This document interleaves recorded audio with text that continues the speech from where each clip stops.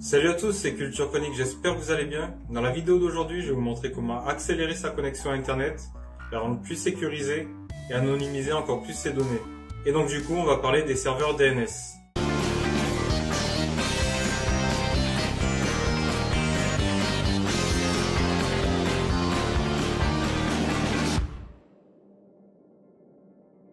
Alors qu'est-ce que c'est un serveur DNS exactement? Je vais vous prendre un petit exemple.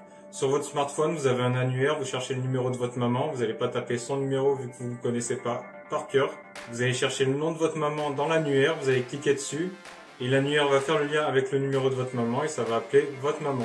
Un serveur DNS, c'est la même chose. Vous voulez accéder à mon site Culture Chronique.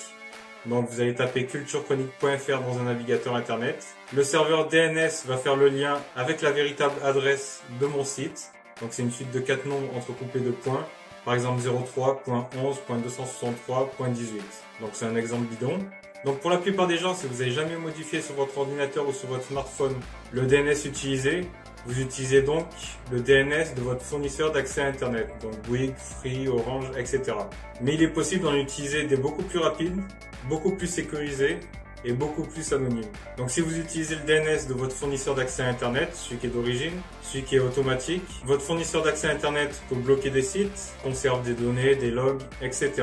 Ils sont soumis aux lois du pays en question, donc par exemple en France, si le gouvernement français veut bloquer des sites Internet, les FAI respectent les lois et donc peuvent les bloquer grâce à leur serveur DNS. Donc par exemple, typiquement certains sites de torrents. Vous aurez beau taper l'adresse, ça vous renverra ou un message d'erreur ou sur un site. De là, on va pouvoir utiliser d'autres serveurs DNS. Donc il en existe plein. Je vais vous en donner 3 en exemple. Donc il y a les Google DNS. Donc c'est le service de Google, bien connu. Il y a Cloudflare et il y a Quad9. Quad9.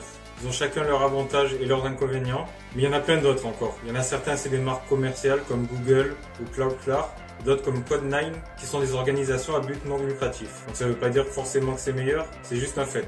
Par exemple, Google ne se cache pas qu'avec son Google DNS, il récupère une partie de nos données pour nous proposer de la publicité ciblée.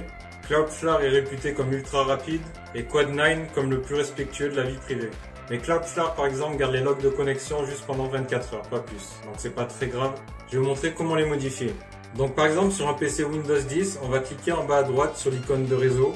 Donc on fait un clic droit, on clique sur ouvrir les paramètres réseau et internet et ensuite on clique sur modifier les options d'adaptateur.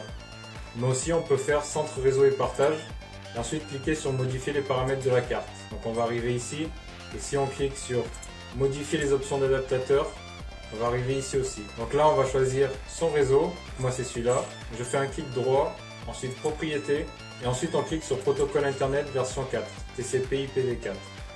Et là on fait propriété.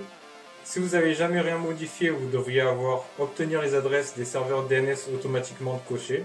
Donc ça sera le DNS de votre faille. Et donc là on va mettre utiliser l'adresse de serveur DNS suivante. Si on veut utiliser celle de Google, donc c'est 8.8.8.8 ou 8.8.4.4. Si on veut utiliser celle de Cloudflare, c'est 1.1.1.1. Cloudflare c'est bien connu, ça sécurise bon nombre de sites internet.